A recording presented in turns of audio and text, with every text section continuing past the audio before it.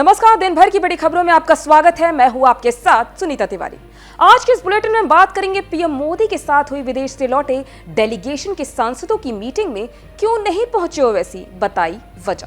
फिर बात करेंगे भाजपा सांसद और पूर्व केंद्रीय मंत्री अनुराग ठाकुर का आप सरकार पर आरोप, कहा पंजाब को नशा मुक्त का वादा किया मगर नशा युक्त बना दिया। और बुलेटिन के आखिर में बात होगी क्राइम के मुद्दे पर लालू यादव पर भड़के प्रशांत किशोर, कहा ये ऐसा ही है जैसे शेर शाकाहारी होने की बात करे। लेकिन दिन भर की बड़ी खबरों से पहले एक नजर आज की सुर्खियों पर। पीएम मोदी से मुलाकात से पहले मंत्रियों को भी कराना होगा आरटी-पीसीआर टेस्ट। कोविड से बचाव को लेकर लिया गया बड़ा फैसला। उत्तर प्रदेश के सीएम योगी आदित्यनाथ ने मुजफ्फरनगर से कैराना और कान्ना पलायन की घटनाओं का जिक्र करते हुए लोगों को दिया एकता का संदेश। पाकिस्तान के लिए जासूसी के आरोप में जेल में बंद यूट्यूबर ज्योति मल्होत्रा की जमानत याचिका हिसार कोर्ट ने की खारिज। राजा रघुवंशी मर्डर केस में हुआ बड़ा खुलासा, हाँ मैंने हत्या की साजिश रची। एसआईटी की पूछताछ में पत्नी सोनम ने अपना जुर्म कबूला।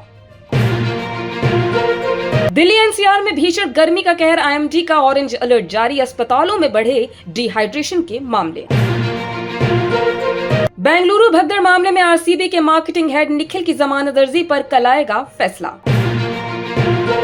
तेज प्रताप यादव ने अपने पिता लालू यादव के 78वें जन्मदिन पर किया वीडियो कॉल, जन्मदिन की दी बधाई। चौथी बार चला एक्सॉम 4 मिशन, अंतरिक्ष उड़ान भरने से चूके शुभांशु शुक्ला। रॉकेट के एक हिस्से में लिक्विड ऑक्सीजन का रिसाव पाया गया जिसकी वजह से लॉन्च को टाल दिया गया। एयर कंडीशनर पर बहुत जल्द टेम्परेचर की लिमिट लगने वाली है। घर, ऑफिस या कार, एसी के टेम्परेचर को लेकर सरकार का नया नियम, 20 डिग्री से कम और 28 डिग्री से ज्यादा नहीं कर पाएंगे टेम्परेचर। अमेरिकी झंडा जलाने वालों पर भड़के अमेरिका के राष्ट्रपति डोनाल्ड ट्रंप, जानवरों से की तुलना, कहा परिणाम भुगतने के लिए रहें तैयार। ये तो थी सुर्खियां, विस्तार से बात करते हैं दिन भर की बड़ी खबरों की। प्रधानमंत्री नरेंद्र मोदी ने मंगलवार शाम अपने आधिकारिक आवास पर विदेश से लौटे डेलीगेशन के सांसदों के साथ मीटिंग की, जिसमें एआईएमआईएम प्रमुख और सांसद असदुद्दीन ओवैसी नहीं पहुंचे। इसके बाद ये सवाल खड़े होने लगे कि आखिर ओवैसी पीएम आवास पर क्यों नहीं गए। इससे पहले कि ये मामला सियासी गलियारों में तूल पकड़ता, ओवैसी ने खुद ही इस बात का जवाब दे दिया और बताया वो कौन सी वजह थी जिसकी वजह से वह पीएम आवास नहीं पहुंच सके। आइए जानते इस रिपोर्ट में क्या वजह बताई एआईएमआईएम प्रमुख ओवैसी ने पीएम आवास न आने पर। बता दें कि एआईएमआईएम प्रमुख असदुद्दीन ओवैसी मंगलवार शाम पीएम मोदी के साथ सर्वदलीय प्रतिनिधिमंडल की बैठक में शामिल नहीं हुए। सूत्रों के मुताबिक उन्होंने कहा, मैं देश से बाहर हूं, मुझे मेडिकल इमरजेंसी के कारण दुबई जाना पड़ा। मेरे रिश्तेदार और बचपन के दोस्त की तबीयत खराब होने के कारण मुझे अचानक जाना पड़ा। मैंने अपने प्रतिनिधिमंडल के नेता बैजंत पांडा को इस बारे में सूचित कर दिया था। गौरतलब है कि पीएम मोदी ने विदेश से लौटे सांसदों से मीटिंग की और उनका फीडबैक लिया। इस मीटिंग के बाद पीएम मोदी ने अपने हैंडल पर एक फोटो भी पोस्ट की जिस पर उन्होंने लिखा, विभिन्न देशों में भारत का प्रतिनिधित्व करने वाले विभिन्न प्रतिनिधि मंडलों के सदस्यों से मुलाकात की और शांति के प्रति भारत की प्रतिबद्धता और आतंकवाद के खतरे को खत्म करने की आवश्यकता पर विस्तार से चर्चा की। जिस तरह से उन्होंने भारत की आवाज को आगे बढ़ाया उस पर हम सभी को गर्व है।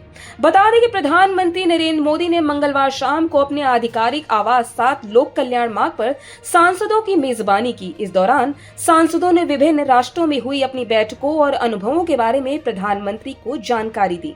इन प्रतिनिधि मंडलों में विभिन्न दलों के सांसद, पूर्व सांसद और प्रतिष्ठित राजनयिक शामिल थे। गौरतलब है कि इन डेलीगेशन ने ऑपरेशन सिंदूर पर दुनिया भर में भारत का रुख स्पष्ट किया। बता दें कि पहलगाम में हुए आतंकी हमले के बाद भारत ने पाकिस्तान और पीओके में आतंकी ठिकानों को नष्ट किया था और अपने इस ऑपरेशन को सिंदूर नाम दिया था। पंजाब के लुधियाना पश्चिम विधानसभा में उपचुनाव होने वाला है। उस उपचुनाव को लेकर भाजपा सांसद अनुराग ठाकुर ने वहां की जनता से कहा कि उनके पास मौजूदा सरकार को जवाब देने का सही मौका है। अनुराग ठाकुर ने कहा, सत्ता में आने से पहले किए वादों को पूरा करने में फेल रहने पर लुधियाना पश्चिम विधानसभा के लोगों के पास आप सरकार को जवाब देने का मौका है। उन्होंने पंजाब की आप सरकार पर जमकर निशाना साधा। आइए जानते इस रिपोर्ट में और क्या कहा भाजपा सांसद अनुराग ठाकुर ने पंजाब सरकार को लेकर। दरअसल केंद्र में भाजपा सरकार के 11 साल पूरे होने के अवसर पर मंगलवार को पंजाब में एक प्रेस वार्ता आयोजित की गई, जिसमें अनुराग ठाकुर ने पंजाब सरकार पर कुछ आरोप लगाए।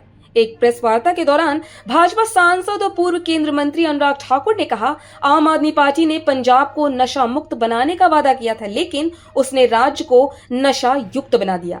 उन्होंने आगे भी आरोप लगाते हुए कहा कि जिस तरह से राज्य में मादक पदार्थ जैसे बेचे जा रहे हैं वो वाकई एक चिंता का विषय है। आपने पंजाब के विकास का वादा किया था, लेकिन विकास ठप गया है। पंजाब एक कर्ज में डूबा हुआ राज्य है और जहां सरकारी कर्मचारियों को अपने अधिकार के लिए प्रदर्शन करना पड़ रहा है। उन्होंने लुधियाना पश्चिम उपचुनाव पर बात करते हुए आगे कहा, दिल्ली की जनता ने जिस आदमी को नकार दिया उसे राज्यसभा भेजने का प्रयास किया जा रहा है। पंजाब के लोगों में विशेष तौर पर लुधियाना के लोगों को यह ध्यान रखना चाहिए कि अगर आप यह चुनाव जीतती है तो उसके नेता किसी पंजाबी को राज्यसभा सदस्य नहीं बनने देंगे, क्योंकि वह स्वयं सांसद बनना चाहते हैं। अनुराग ठाकुर ने यह भी कहा कि आम आदमी पार्टी के राज्यसभा सदस्य को उपचुनाव के लिए मैदान में उतारा गया है। इसके साथ ही उन्होंने आम आदमी पार्टी से यह सवाल पूछा कि क्या वह लिखित में आश्वासन देगी कि केवल पंजाब के व्यक्ति को ही राज्यसभा में भेजा जाएगा। आपको बता दें कि पंजाब में लुधियाना पश्चिम विधानसभा सीट पर उपचुनाव 19 जून को होगा और वोटों की गिनती 23 जून को होगी। दरअसल जनवरी में आप विधायक गुरप्रीत बस्सी गोगी के निधन के बाद से यह सीट खाली है, जहां अब उपचुनाव होंगे। इस सीट पर आम आदमी पार्टी ने राज्यसभा सदस्य और उद्योगपति संजीव अरोड़ा को मैदान में उतारा है। बिहार में लगातार हो रहे अपराध की घटनाओं को लेकर विपक्षी नेता सीएम नीतीश कुमार की सरकार पर लगातार निशाना साध रहे हैं। राज्य के पूर्व मुख्यमंत्री लालू प्रसाद यादव ने भी सीएम नीतीश कुमार पर सवाल खड़े किए हैं। वहीं अब जन स्वराज पार्टी के नेता प्रशांत किशोर ने बिहार में अपराध पर लालू यादव के बयान को लेकर उन पर निशाना साधा है। प्रशांत किशोर ने कहा कि लालू यादव द्वारा अपराध की बात करना ऐसा ही है जैसे जंगल में शेर शाकाहारी होने की बात करे। आइए जानते हैं इस रिपोर्ट में क्या कुछ है इस पूरी खबर में। बता दें कि लालू यादव पर निशाना साधते हुए प्रशांत किशोर ने कहा, लालू यादव नहीं बल्कि उनके असिस्टेंट ट्वीट करते हैं। लालू यादव जी ट्वीट नहीं करते। लालू यादव अपराध की बात कर रहे हैं, ये वैसा ही है कि जैसे जंगल में शेर शाकाहारी होने की बात करे। लालू यादव अगर कानून व्यवस्था पर बात कर रहे हैं तो वही बात हो जाएगी कोई बूढ़ा शेर आकर कहे कि अब मैं दूध पीऊंगा और शाकाहारी बनकर रहूंगा, तो कोई उसकी बात मानेगा। बिहार में अपराध के मुद्दे पर सरकार को घेरते हुए लालू यादव ने एक्स पर कहा, नीतीश बतावे कि शाम 5 बजे से पहले घर में घुसकर की कितनी हत्याएं हो रही हैं। क्या नीतीश जानते हैं, पहचानते हैं व समझते हैं कि उनके शासनकाल में आधिकारिक आंकड़ों में 65,000 हत्याएं हुई हैं। 65,000 लोगों की हत्याएं हुई हैं।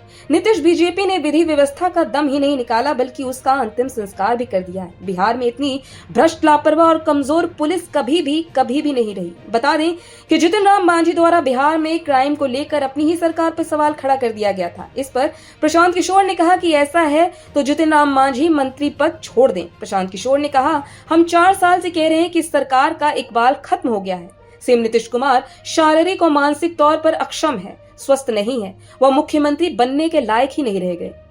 प्रशांत ने कहा कि मैं किसी की बात पर आरोप लगाता हूं तो मुझे धमकी दी जाती है कि मानहानि का दावा करेंगे। मैं कहता हूं कि मानहानि का केस करो। मैं कह रहा हूं कि नीतीश कुमार का दिमाग ठीक नहीं है, वह मानसिक तौर पर स्वस्थ नहीं है। जिसे प्रधानमंत्री का नाम नहीं याद है, जिसे ये नहीं पता कि राष्ट्रगान बज रहा है या कव्वाली, उसे बिहार के 13 करोड़ लोगों का मुखिया बना दिया गया। बिहार में गरीब परिवार का बच्चा सिपाही बनता है तो उसकी मेडिकल जांच होती है। 13 करोड़ लोगों की मुखिया जिनका दिमाग काम नहीं कर रहा, उन्हें मुख्यमंत्री पद सौंप दिया गया है। तो आज इस बुलेटिन में इतना ही। आप देखते रहिए दी लोकसभा।